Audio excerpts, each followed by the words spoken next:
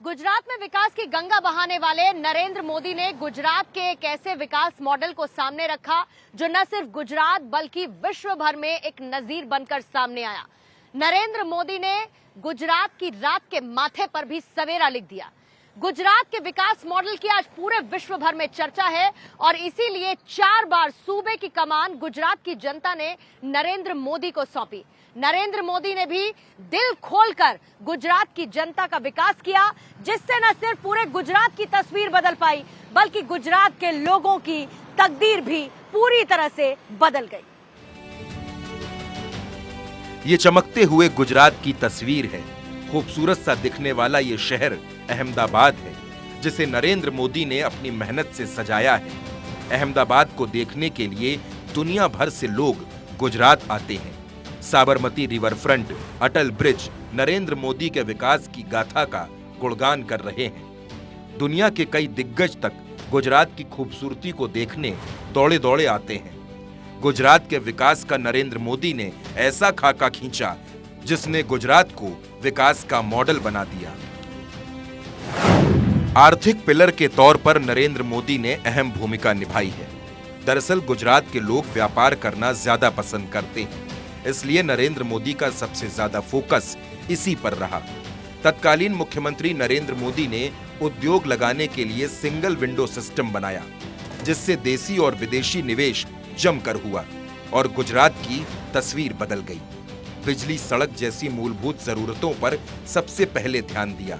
इसी तरह गुजरात में पिछड़े कृषि क्षेत्र आगे लाने के लिए नर्मदा बांध से निकाली गई नहरों ने खेतों में पानी पहुंचाने का काम किया और गुजरात के खेतों में हरियाली खिल गई। नहरों के ऊपर सोलर ऊर्जा पर भी काम किया गया। इस काम के नए और क्रिएटिव तरीके अपनाए गए, जो गुजरात के विकास का नया मॉडल बन गया।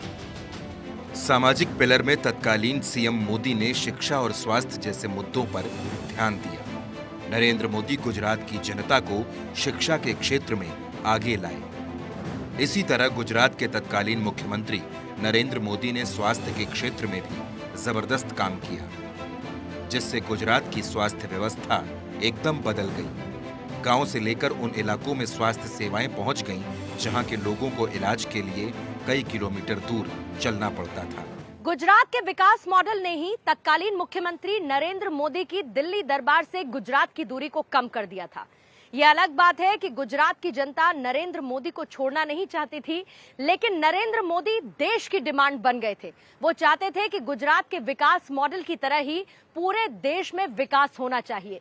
हालांकि अब वक्त बदल चुका है, समय की जरूरत बदल चुकी है और प्रधानमंत्री मोदी न सिर्फ भारत देश के प्रधानमंत्री हैं, बल्कि पूरे विश्व भर में उनकी पूछ है, क्योंकि वो जब बात करते हैं तो विकास की बात करते हैं। उनकी यूएसपी ही विकास है, उनकी पार्टी का एजेंडा ही विकास है और यही वजह है कि भारत में एक ग्लोबल लीडर के तौर पर उभरे प्रधानमंत्री नरेंद्र मोदी को पूरी दुनिया चाहती है।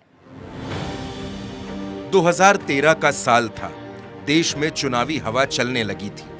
कांग्रेस और बीजेपी दोनों चुनाव की तैयारी कर रहे थे। कांग्रेस अपना चेहरा देश के सामने नहीं रख रही थी, लेकिन बीजेपी ने ऐतिहासिक फैसला लिया और देश की जनता के हक में फैसला करते हुए बीजेपी ने गुजरात के तत्कालीन मुख्यमंत्री नरेंद्र मोदी को प्रधानमंत्री पद का चेहरा बना दिया। संसदीय दल ने यह फैसला किया है कि श्री नरेंद्र मोदी को आगामी लोकसभा चुनाव के लिए प्राइम मिनिस्ट्रियल कैंडिडेट के रूप में प्रोजेक्ट किया जाए। इस समय सारे देश में जो जनता का मूड है, उस मूड को देखते हुए और साथ ही साथ अपने पूरे कैडर की जनभावनाओं को देखते हुए भारतीय जनता पार्टी के संसदीय बोर्ड ने यह फैसला किया है। यही वो वक्त था, यही वो लम्हा था, यही वो साल था, यही वो तारीख थी जब मुख्यमंत्री नरेंद्र मोदी के जीवन में मेकिंग ऑफ नरेंद्र मोदी का टर्निंग पॉइंट आया था। बीजेपी ने लाल कृष्ण आडवाणी जैसे चेहरों को छोड़कर नरेंद्र मोदी के फेस को देश का चेहरा बना दिया। पीएम फेस बनने के बाद से ही नरेंद्र मोदी ने देश भर में ताबड़तोड़ रैलियां शुरू कर दी। देश की जुबान पर सिर्फ एक नाम था, नरेंद्र मोदी। जनता की आंखों में नरेंद्र मोदी ने अच्छे दिनों का सपना डाल दिया। बीजेपी में तमाम बड़ी जिम्मेदारियां संभालने के बाद एक ऐसा मौका आया जब बीजेपी के बड़े कद्दावर नेताओं जैसे कि राजनाथ सिंह और बाकी बड़े नेताओं ने प्रधानमंत्री मोदी का नाम प्रधानमंत्री पद के लिए पार्टी की तरफ से साल 2014 में रखा। 2014 में प्रधानमंत्री की तरफ से जिस चीज की शुरुआत की गई वो थी चाय पे चर्चा। चाय पे चर्चा बड़ी पॉपुलर हुई, इसको कैंपेनिंग के तौर पर इस्तेमाल किया गया। लेकिन चाय पर चर्चा की शुरुआत असल में हुई कहां से?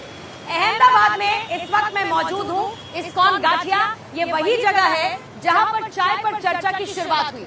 ये जो इस वक्त आप देख रहे हैं नो पार्किंग लिखा हुआ है, दरअसल यही वो जगह है जहां पर प्रधानमंत्री मोदी ने मौजूद रहते हुए चाय पर चर्चा का आगाज किया। प्रधानमंत्री कहते थे कि एक तरीके की फुटपाथ पार्लियामेंट है, लोगों के विचार समझने के लिए इस तरीके से चाय पर चर्चा होनी चाहिए। बहरहाल अभी फिलहाल ये जो इस्कॉन गाठिया की दुकान है ये बड़ी प्रसिद्ध है, यहाँ पर लोग आते हैं, चाय पर चर्चा करते हैं, राजनीति से जुड़ी चर्चा होती है और पकवानों का लुत्फ भी उठाते हैं। अप्रैल का महीना आ चुका है, पूरा देश चुनावी रंग में रंग गया। देश में चुनावी लहर चल रही है और देश में अच्छे दिन आने वाले हैं। हर हर मोदी, घर घर मोदी, अब की बार मोदी सरकार, कांग्रेस मुक्त भारत, सबका साथ सबका विकास, ऐसे नारे गूंज रहे थे। ये पहला मौका था जब देश चुनाव को उत्सव की तरह मना रहा था।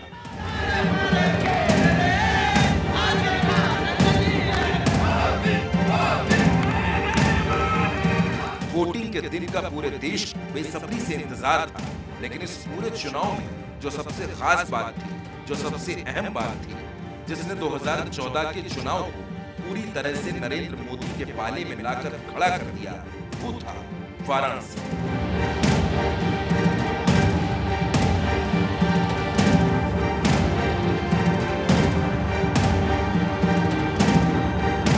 साल 2014 में प्रधानमंत्री पद के उम्मीदवार नरेंद्र मोदी ने जब बनारस को अपना चुनावी क्षेत्र चुना तो भोले की नगरी झूमने लगी। गंगा की धारा में नमो नमो का संगीत गूंजने लगा। गंगा का साथ अब की बार मोदी सरकार का जय घोष करने लगा और देश में नरेंद्र मोदी के नाम की लहर नहीं बल्कि सुनामी दिखाई दी। पहले मैं सोच रहा था कि भारतीय जनता पार्टी ने मुझे यहां भेजा है, फिर लगता है शायद मैं काशी जा रहा हूं, लेकिन आज यहां आने के बाद लगता है कि न मुझे किसी ने भेजा है न मैं यहां आया हूं, मुझे तो मां गंगा ने बुलाया है। नरेंद्र मोदी के इस नारे ने गंगा की धारा को जोश दिया। गंगा की अविरल धारा की आंखों में सफेद चमकते ख्वाब डाले, गंगा के घाटों को नई ऊर्जा दी। बीजेपी के प्रधानमंत्री पद के उम्मीदवार नरेंद्र मोदी ने वाराणसी से नामांकन दाखिल किया। नामांकन से ठीक पहले मोदी जी ने वाराणसी की परंपरा को प्रणाम करते हुए कहा कि उन्हें मां गंगा ने बुलाया है। मोदी ने तकनीक और मार्केटिंग के जरिए बनारस के बुनकर समाज की आंखों में समृद्धि का सपना डाला। नरेंद्र मोदी ने गंगा को साबरमती जैसा बनाने का वादा वाराणसी के लोगों से किया।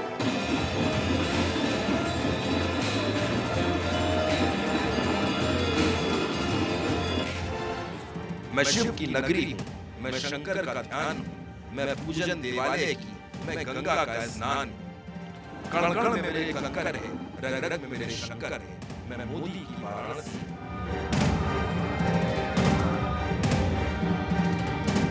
गंगा मां ने अपने पुत्र नरेंद्र मोदी को ऐसा आशीर्वाद दिया जिसने नरेंद्र मोदी को सत्ता के सबसे बुलंद शिखर पर पहुंचा दिया।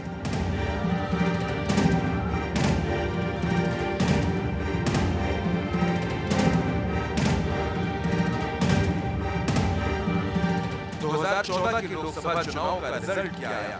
देश में नरेंद्र मोदी के नाम की दिवाली थी। मानो इस युग में श्री राम नरेंद्र मोदी के अवतार में अवतरित हुए।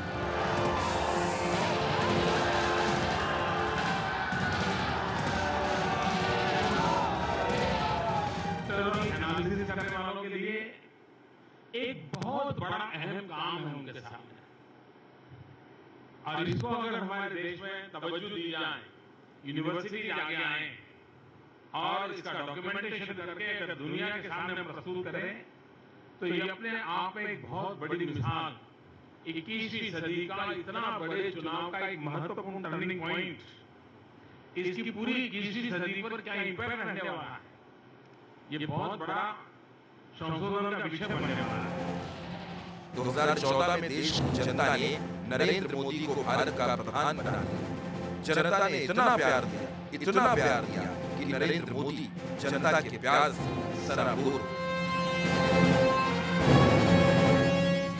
तारीख 26 मई 2014, जगह राष्ट्रपति भवन, दिल्ली। 26 मई 2014 ये तारीख सिर्फ एक दिन नहीं बल्कि भारत के नए युग की शुरुआत थी। इसी दिन भारत ने अपने भविष्य के भाग्य का फैसला किया था। ये तारीख वर्तमान में भी इतिहास की और इतिहास में वर्तमान। ये तारीख मंजिल है, ये तारीख संघर्ष है, मंजिल सपनों की, संघर्ष सफर का। ये सिर्फ एक वक्त नहीं था, ये एक जननायक की पटकथा का पहला पन्ना था जो हौसलों की हिम्मत पर हकीकत की तस्वीर बना रहा था, जिसने हालात बदलने की कसम खाई थी और उन्होंने देश की तस्वीर को बदल कर ही दम लिया। सौगंध मुझे इस मिट्टी की,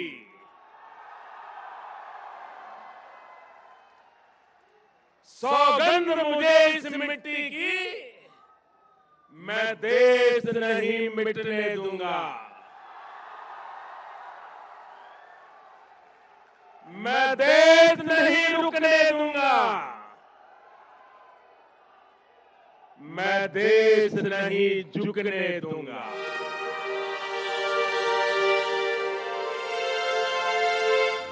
प्रधानमंत्री बनने के बाद नरेंद्र मोदी ने वाराणसी में विकास की ऐसी गंगा बहाई कि मैया ने अपने बेटे नरेंद्र मोदी को आंचल भर प्यार दिया। वाराणसी के बुनकरों की प्रधानमंत्री नरेंद्र मोदी ने तकदीर बदल दी। बाबा की नगरी आज अपना डमरू बजाकर प्रधानमंत्री नरेंद्र मोदी के विकास की गाथा गा रही है। सड़क पानी की शानदार व्यवस्था हो गई, हर शख्स को अपने मकान मिल गए। प्रधानमंत्री नरेंद्र मोदी ने काशी का कायाकल्प कर दिया।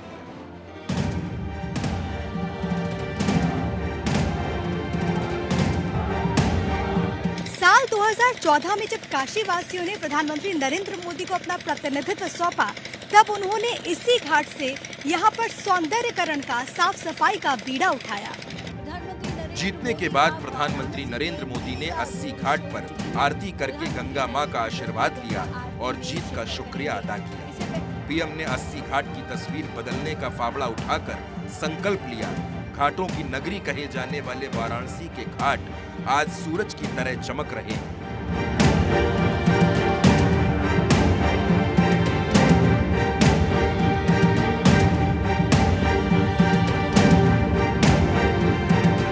नरेंद्र मोदी हर शख्स की परवाह करते हैं, हर शख्स का ख्याल उनके जहन में रहता है।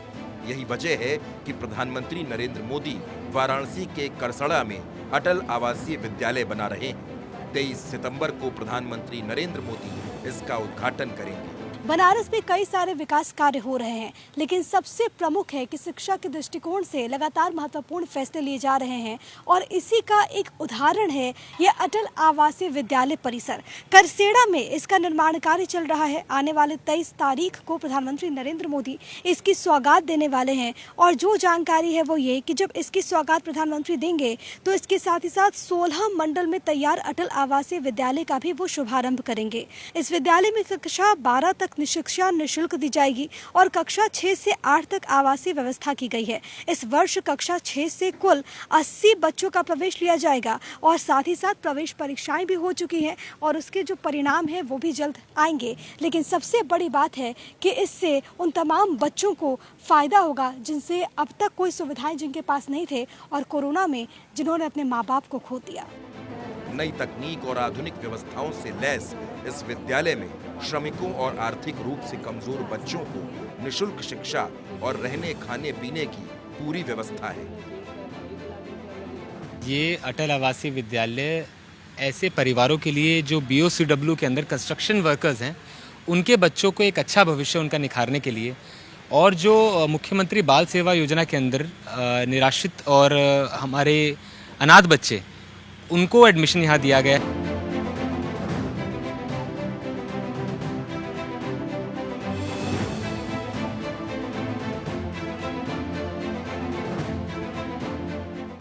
यूपी में प्रतिभा की कमी नहीं है। यहाँ से निकले खिलाड़ियों ने देश और प्रदेश का नाम कई मर्तबा रोशन किया है, लेकिन एक जरूरत महसूस होती थी कि इन्हें बेहतर सुविधाएं मिले। इसी को समझकर प्रधानमंत्री नरेंद्र मोदी यहाँ की जनता को, यहाँ के खिलाड़ियों को एक बड़ी सौगात देने वाले हैं। अब जरा इस तस्वीर को देखिए। ये पूर्वांचल का पहला अंतर्राष्ट्रीय क्रिकेट स्टेडियम है, जिसका युद्ध स्तर पर निर्माण हो रहा है। कहते हैं कि उत्तर प्रदेश में प्रतिभाओं की कमी नहीं है, लेकिन इस प्रतिभा को निखारने के लिए सुविधाएं नहीं थी। लेकिन अब प्रधानमंत्री जल्द ही वाराणसी में बन रहे इस अंतर्राष्ट्रीय क्रिकेट स्टेडियम का उद्घाटन करेंगे। गंजारी स्टेडियम का काम किस तरीके से जोर शोर से चल रहा है और इसके बन जाने से न केवल यहाँ के लोग लाभान्वित होंगे, बल्कि पूर्वांचल के लिए ये पहला अंतर्राष्ट्रीय क्रिकेट स्टेडियम होगा। सबसे बड़ी बात है कि राजा तालाब तहसील का ये जो गंजारी क्षेत्र है, ये वर्षों से उपेक्षित रहा है। यहाँ के लोगों को काफ़ी ज़्यादा दिक्कतें होती थी रोजगार के लिहाज से, लेकिन अब उनकी दिक्कतें दूर हो जाएंगी। ये जो पूरा स्टेडियम है 30.6 एकड़ के क्षेत्र में बनाया जाएगा। 30,000 लोगों के बैठने की क्षमता है। स्टेडियम का निर्माण आईसीसी मानकों के अनुसार किया जाएगा और इसकी अनुमानित जो लागत है वो 400 करोड़ रुपए की है। स्टेडियम का निर्माण 30 महीने में पूरा होने की उम्मीद है और यहाँ पर वो तमाम सुविधाएं होंगी जो कि अब से पहले इन खिलाड़ियों को नहीं मिलती थी, लेकिन अब उनका ये जो सालों से उनका जो सपना था, जो ख्वाब था, वो पूरा होने वाला है और प्रधानमंत्री नरेंद्र मोदी ने इसके लिए पहल भी कर दी है। और उत्तर प्रदेश के युवा अपनी प्रतिभा को पूरी दुनिया को दिखा पाएंगे। प्रधानमंत्री नरेंद्र मोदी ने बनारस को यूं तो कई सारे तोहफे दिए हैं, लेकिन एक तोहफा जो कि सबसे ज्यादा खास है, जो कि आध्यात्मिक लिहाज से इतना महत्वपूर्ण है कि इतिहास के पन्नों में स्वर्णिम अक्षरों में दर्ज हो चुका है, तो वो है ये काशी विश्वनाथ कॉरिडोर, जिसकी सौगात प्रधानमंत्री नरेंद्र मोदी ने बाबा के भक्तों को दी है और दूर दूर से श्रद्धालु यहाँ पर बाबा के दर्शन करने के लिए पहुँचते हैं। काशी की बदलती तस्वीर का सबसे शानदार मॉडल काशी विश्वनाथ कॉरिडोर है। प्रधानमंत्री नरेंद्र मोदी ने शिव भक्तों को काशी विश्वनाथ कॉरिडोर का वो तोहफा दिया है जिसकी भक्ति में पूरा देश लीन है। काशी विश्वनाथ मंदिर आने वाले श्रद्धालुओं को अब गलियों और तंग रास्तों से गुजरना नहीं पड़ता। कॉरिडोर बनने के बाद गंगा घाट से सीधे कॉरिडोर के रास्ते बाबा विश्वनाथ के दर्शन किए जा सकते हैं। हालांकि कॉरिडोर का निर्माण कार्य इतना आसान नहीं था और इस दौरान न भूतो न भविष्यति जैसी कई सारी चुनौतियां सामने आई। 300 से अधिक भवनों का क्रय करना, उनको इसमें समाहित करना, उन मोहल्लों को इसमें जोड़ना, उन संकरी गलियों को खत्म करना इतना आसान नहीं था। लेकिन ये प्रधानमंत्री नरेंद्र मोदी का करिश्मा था कि अपने परिवार को लेकर लोग चिंतित, जो भ्रमित थे, उन्होंने खुशी खुशी आगे आकर अपने पैतृक आवास का त्याग दिया और बाबा महाकाल के लिए, शिव शंभू के लिए, काशी के कोतवाल के लिए अपने पैतृक आवास दान दिए और इसके बाद ये निर्माण हुआ। ये भव्य दिव्य काव्य काशी अब दिख रही है और काशी कॉरिडोर ये बनकर तैयार हुआ। दुनिया के पवित्र शहरों में से एक काशी को नरेंद्र मोदी ने खुद अपने आप संवारा है, क्योंकि यहाँ ब्रह्मांड के स्वामी भगवान विश्वनाथ निवास करते हैं। काशी विश्वनाथ मंदिर भगवान शिव के 12 ज्योतिर्लिंगों में से एक है। काशी विश्वनाथ धाम करीब 5 लाख स्क्वायर फीट में बना है। चुनार के गुलाबी पत्थर, मकराना के सफेद मार्बल और वियतनाम के खास पत्थरों से काशी विश्वनाथ कॉरिडोर बनाया गया है। 250 साल के बाद मंदिर का पहली बार पीएम मोदी ने जीर्णोद्धार कराया। भव्य कॉरिडोर में छोटी बड़ी 23 इमारतें और 27 मंदिर हैं। कॉरिडोर को 3 भागों में बांटा गया है। इसमें 4 बड़े बड़े गेट और प्रदक्षिणा पथ पर संगमरमर के 22 शिलालेख लगाए गए, जिसमें काशी की महिमा का वर्णन है। मुश्किलों को तोड़कर, दिक्कतों को जोड़कर, असंभव को जीतकर नरेंद्र मोदी ने विश्व पटल पर बदलते भारत की तस्वीर उकेरी और लिख दिया, भारत बुलंद दीवारों पर, पूरे हो रहे अरमान, बदल रहा मेरा हिंदुस्तान। तो प्रधानमंत्री नरेंद्र मोदी एक तरफ जहां पर देश में विकास की गंगा बहा रहे हैं, तो वहीं दूसरी तरफ भगवान शिव की भक्ति उनकी और भी ज्यादा बढ़ रही है। शिव के पथ पर चलकर भक्ति की शक्ति से प्रधानमंत्री नरेंद्र मोदी देश की तकदीर और तस्वीर बदल रहे हैं। यही कारण है कि दुनिया अब उन्हें आध्यात्मिक गुरु के तौर पर जानने लगी है। कहते हैं कि भक्त जब भगवान की भक्ति में डूब जाता है तो वो भगवान के साथ समकक्ष खड़ा हो जाता है। नरेंद्र मोदी एक ऐसा नाम जो अध्यात्म से ओतप्रोत है, जिसमें अध्यात्म की ऐसी शक्ति है जो हर किसी को मंत्रमुग्ध कर देती है, जिसके पीछे दुनिया खिंची चली आती है, क्योंकि बचपन से ही उनका जीवन एक सन्यासी की तरह गुजरा। ये पूरा विश्व जानता है कि प्रधानमंत्री मोदी का आध्यात्म की तरफ किस तरीके का झुकाव है। प्रधानमंत्री मोदी जब जब किसी धार्मिक कार्यक्रम में शामिल होते हैं तो प्रधानमंत्री मोदी का आध्यात्म देखते ही बनता है। इस वक्त मैं मौजूद हूँ मां भद्रकाली के मंदिर में, जो कि अहमदाबाद में मौजूद है, और ये वो जगह है जब प्रधानमंत्री जब जमीन से उठकर बड़ा काम करने लगे थे।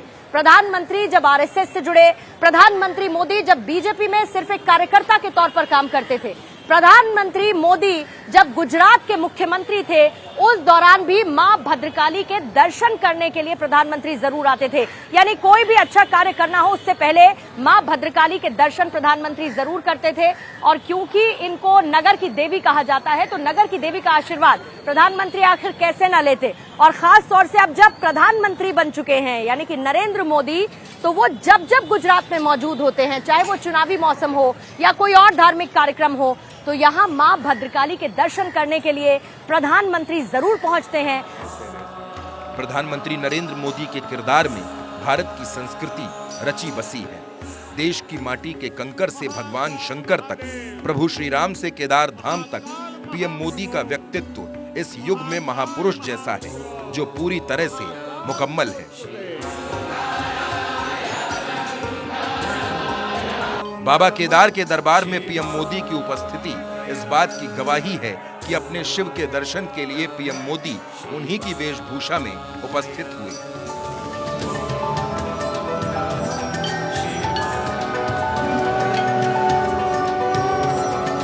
पीएम मोदी का परिधान, सिर पर हिमाचल की परंपरा का सम्मान और शिव भक्ति में पीएम का ध्यान इस बात का ऐलान है कि जैसे संसार के कण कण में शिव है, वैसे ही पीएम मोदी के रोम रोम में शिव है। धन्य हो गया, मन प्रसन्न हो गया और ये पल मेरे लिए चिरंजीव हो। जहां जहां पवन बहे संकल्प लिए, जहां पवन बहे संकल्प लिए, जहां पर्वत गर्व सिखाते हैं, जहां ऊंचे नीचे सब रास्ते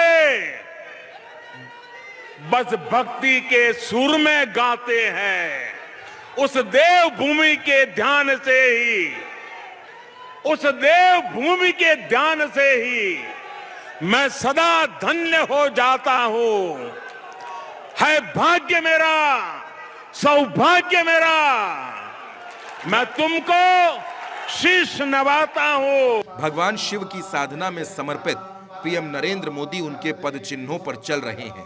जैसे शिव सत्य हैं, वैसे पीएम मोदी भी अपने वादों, अपने वचनों में सत्य हैं। जैसे शिव सुंदर हैं, वैसे ही पीएम मोदी देश को सुंदर बना रहे हैं। जैसे शिव शंकर हैं, वैसे मोदी घर घर हैं।